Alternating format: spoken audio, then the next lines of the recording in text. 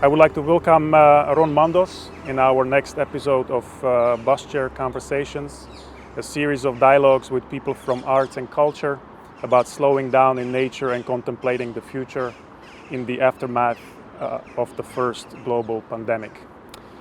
Ron Mandos founded his gallery in 1999 in Amsterdam and has developed an ambitious exhibition program at its spacious location. His gallery is active in national and international art fairs, presenting new developments in contemporary art. Ron Mandos aims to shed light on the unexpected and previously hidden aspects of everyday experience. Am I right? I think so. Well, one thing, because we are now in Rotterdam, Yeah. and I started my gallery in Rotterdam. That's a really good point. Yeah. So when did you start your gallery in Rotterdam? 99. And then you moved to Amsterdam. And later on I moved to Amsterdam. All right. Well, that's really nice. Just for the record, we are shooting in Rotterdam, Yep. so that's the reason. My first question to you is, because it's the context of the release of the lockdown and pandemic, how has the lockdown personally affected your life? Is overcoming adversity your modus operandi, or you blossom when comfort reigns supreme? Well, first of all, we were in New York when this happened, because we are participating for many years at the Armory Show, the most prestigious art fair in the States. And the first couple of days nothing happened yet. There were a kind of small signals, and I had the idea, wow, the Americans, they are so afraid because everybody, didn't shake my hands and give kisses as always, but we had this elbow thing. And for me it was quite new. Then on Friday night, the President of the United States, I like the way you phrased it. He mentioned that people had to stay at home. So in the weekend we had only 20 or 30% of the normal visitors visiting the art fair. Lucky for us, we did our business very good on the first days, and double luck it was that we could move again to Holland, because after a couple of days they also shut the airports. So that was my That's the first impression. first impression. Yeah. And later on, as the months developed, because that's sort of my focus, how has this affected your everyday in Amsterdam gallery? Yeah. Well, we were a bit scared, what's happening with me and my 6 colleagues. We are Quite a big team. And I didn't have the idea that I have to fire my people, but the newspapers and the gallery was closed. Mm-hmm. And lucky for us, we were already just had a new website. And I hear lucky all the time. It's really nice to hear. Yeah, but on a strange thing, because I was, I had the idea to have an extra way to offer my beautiful artworks, because my artists deserve, a public worldwide. Mm-hmm. So the online viewing room, it was more or less finished. It had only had a few things was left, and then when we had to shut down the gallery that night with 7 people, my curator, my manager, my director, everybody, we were working so hard. So one day later we had the opening of our online viewing room. I'm afraid now if you're an oracle or you have this magic sphere to see and foresee the steps. Yeah. Did this change your operational methods in the sense that you suffered in some ways as a business? This hits us all. Yeah. We already cancelled a few art fairs, among them the Art Brussels in April. The gallery was closed. I had there a beautiful show with a Rotterdam-based artist Reni Spoelstra with her beautiful charcoal drawings. We had some sales at the opening, but then we had to shut down. So that was really, really tough, because you have to believe that we are representing 25 very interesting and worldwide known artists.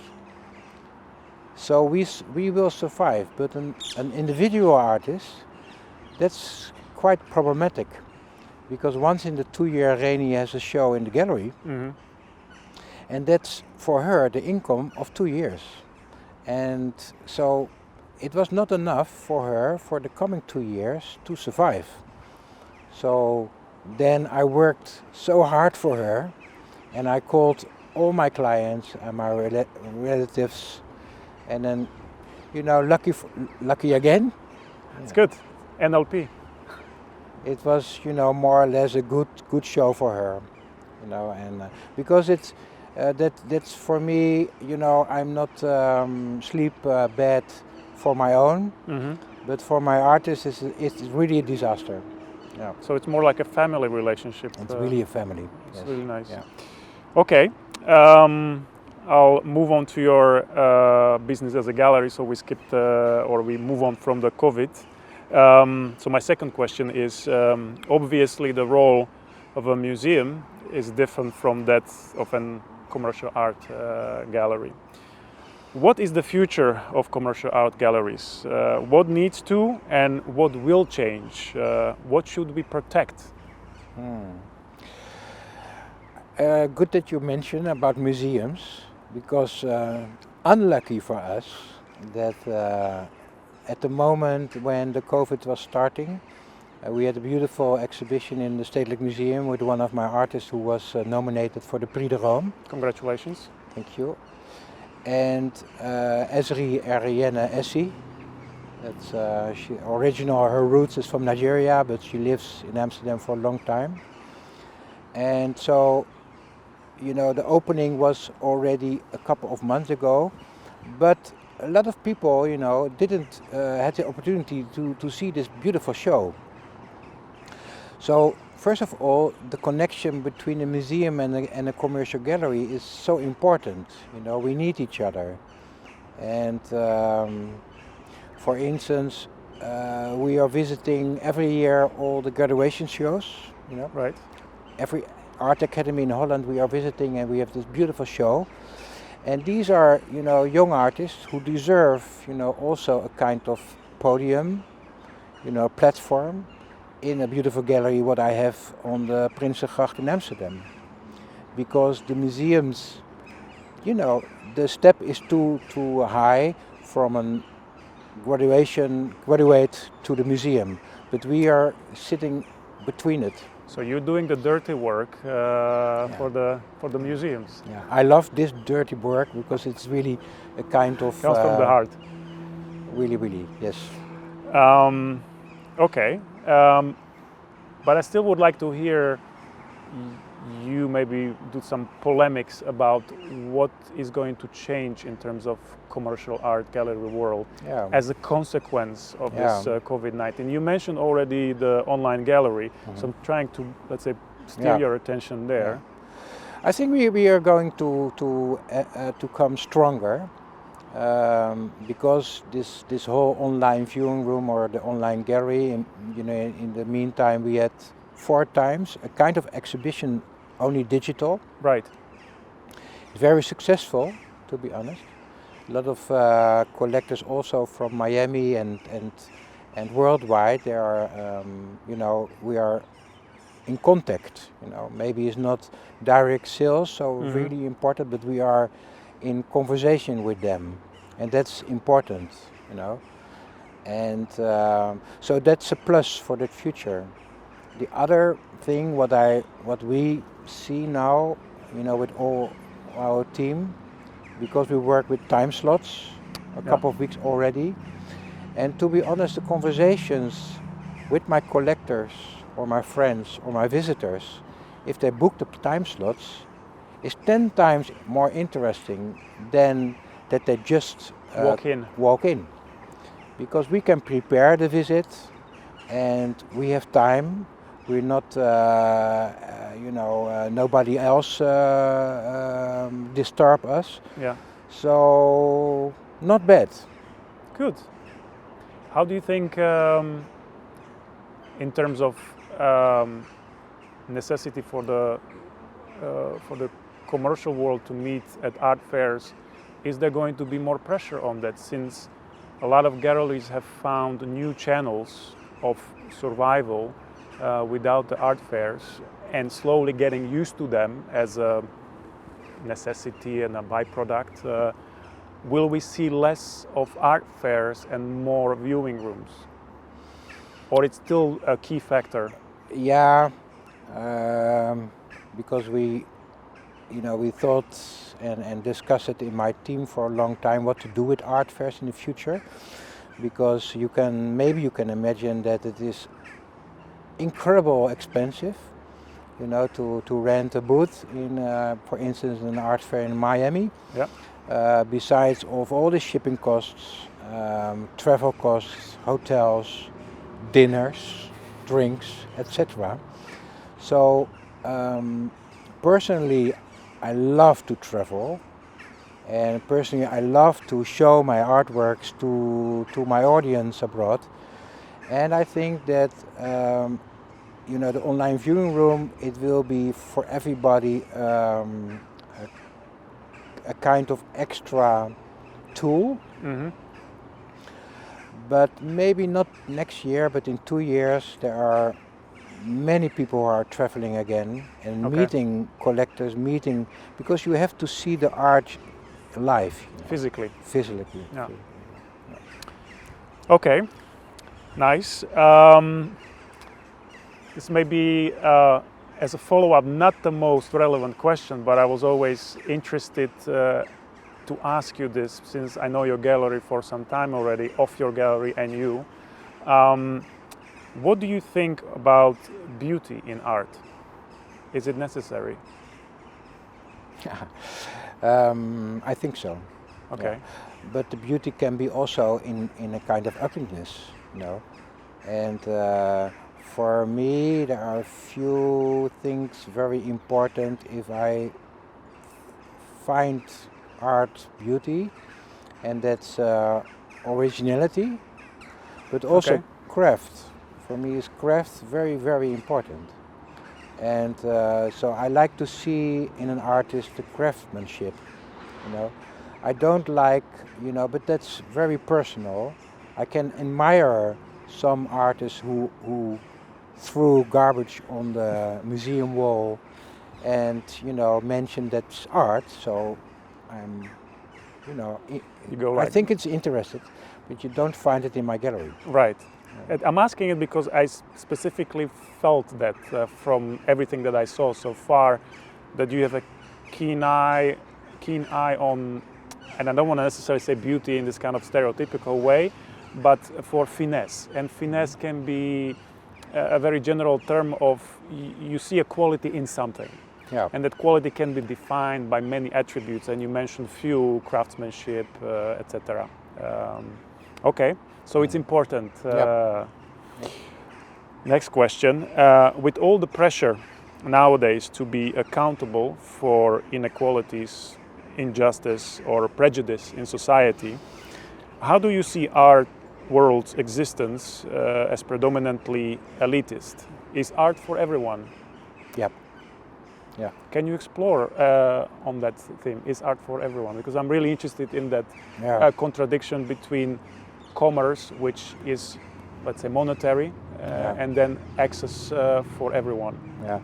Well, especially now in this period, also when people has to stay at home. For instance, Netflix or Instagram. These are the tools where artists had really a big role in it. So that's already, so close. It comes in your living room nowadays. Right. And I think, a director of a really good movie, that's also an artist. Of course. Yeah. And also the Instagram with all these images, day and night, it's all art. It's all art. And then again, we have our graduation show. So,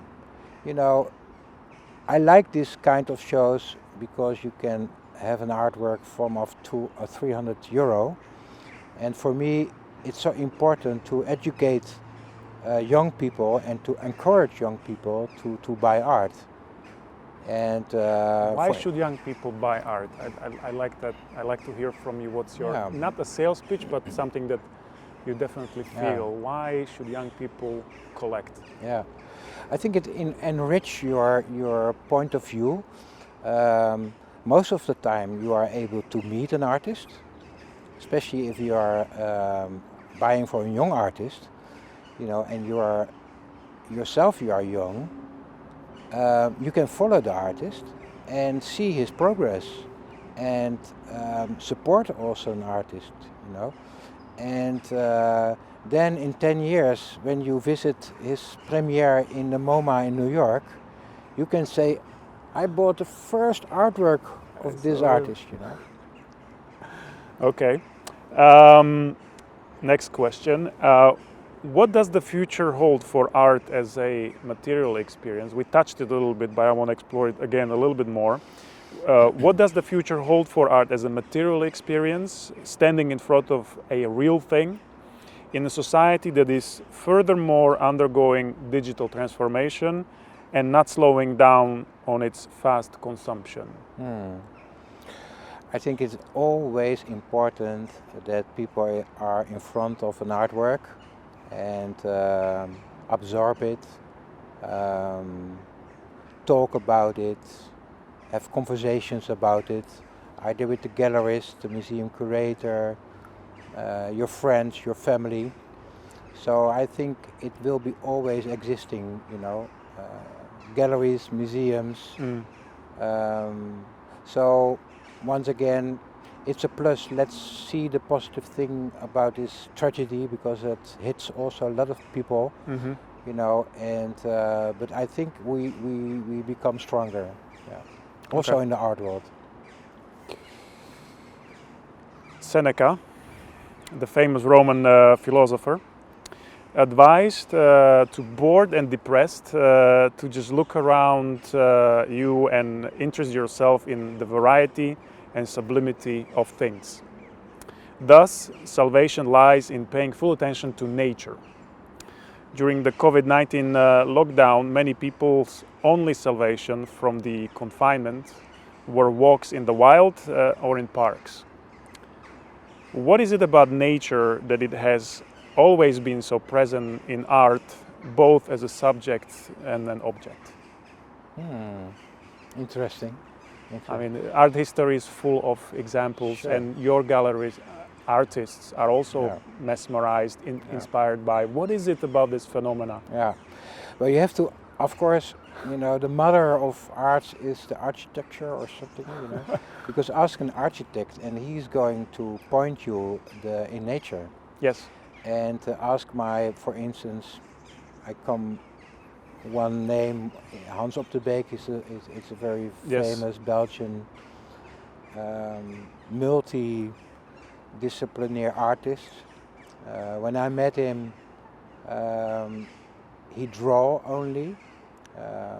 Later on he made installation and videos and huge installations. And he always say, you know, I can draw a tree beautiful, but I never win it with the real tree. So I think that's a nice answer, and it gives you a lot of inspiration. Yeah. I have never lived through war. Neither have I experienced myself the total shutdown of institutional education as long as this one. I mean, looking at the media, all the kids are basically, or were at home for most of the time, learning from home. In that sense, does education in arts matter? Do you need education to become an artist? Are we born or are we made? I think it starts all with talent, you know, because as a youngster, every artist started with making some drawings, you know, with pencils, Hmm. and then of course, so that's the talent you have. So and then of course you are going to the academy, you are going to meet interesting people, either artists or your teachers, and talk about art. You know, that's completely important. Because why you draw this tree? You Right. know, do you have a message? Do you have, or do you, are you making art only for yourself? So Yeah. these are all these kind of questions. What is important and what's an academy or a school can teach you. Do you see any difference between artists coming from academies and artists who have studied something else and became artists later on as a shift in their career? Yeah. Yes. What is the quality that they have that, for example, academically educated artists don't, or vice versa? Um, I think, you know, in craftsmanship you can learn a lot from teachers. Mm. You know. In originality, because not every artist in my team or my stable did art academy. That's interesting. Yeah, but it's also not for me the most important thing. You know. For instance, I had a few artists who did study theater, you know, Mm. and on a later moment they start making art, you know. And some artist, and I don't say the name Who? now, who is kicked off from art academy because they were not good enough, you know. And now they are, you know, one of the most important artists of the world. There are always mavericks, so Exactly. that's nice. Yeah. Exactly. Yeah. So the conclusion is, it's a great help, but it's not a necessity. No. Yeah. I start with a little anecdote. A businessman asked a spiritual master, "How could spirituality help a man of the world like me?" And the master said, "It will help you to have more." The businessman goes, "How?" And the master said, "By teaching you to desire less." Mm-hmm. How important is marketing in art? Does it play any role? It's very important. Can you explore a little bit more? Why is it important? Why is in it something already inherently good enough? Yeah, I think it's you know it's not indefinite important for an artist. Mm-hmm. An artist has to be, you know, making art, and that's the role of a gallerist. You know, and for us it is important that that of course the sale aspect it's so important for an artist, you know, because I provide them with not only with income, but also provide them with sources to make better art, newer Bigger. art, bigger art, you know. So, and to go there in all this cacophony of all these galleries and all worldwide and all this online viewing room, yeah, you have to think, yep, you have to think on a special way. And maybe you don't know, but in Rotterdam I started my career in flower shops. So I didn't know, but I have and a- like, yeah, it's good to share this. I really am interested. I have a few flower shops in the center of Rotterdam. So I know how to sell. And you know, finding the right balance between enough content, you know, but also, you know, have the patience and the time and also on an intellectual way talking with people about art. It's very special. Yeah. The last question. Fortune favors audacious, according to the local Desiderius Erasmus. What is one crazy idea you wish for the future to bring? In the light of now us coming out from the lockdown and all the troubles we have overcome. Something has to change. What is one crazy wish you have for the future that could be something? I think, you know, in my for the gallery, it will be very nice that we have somewhere a very large kind of old factory or something, and only show there the largest artwork, and not as a museum, you know, but I think space is so enormous important, and that's one thing what is on my wish list. Okay, well, it doesn't sound so crazy now that you say it, because it seems almost logical. Yeah, yeah. And knowing you being lucky, I wouldn't be surprised if it happens soon. Last series of these conversations is the bunch of questions. We call them fire questions. I'm going to ask you either or, and you have to quickly, without hesitation, respond. Are you ready? Yep. Orchids or roses? Orchids. Armani or Hugo Boss? Hugo Boss. Pen or pencil? Pencil. Money or love? Love. Slow or fast? Fast. Thank you, Ron. Thank you, Thomas. I really much enjoyed it. As the last part, would like to give you on the camera, as a token of my appreciation and of our appreciation, a gift. Thank you. It's a small replica of the chair you're sitting on, as a memory of this conversation we have. Thank you so much. Thank you very much, Ron. It's been lovely.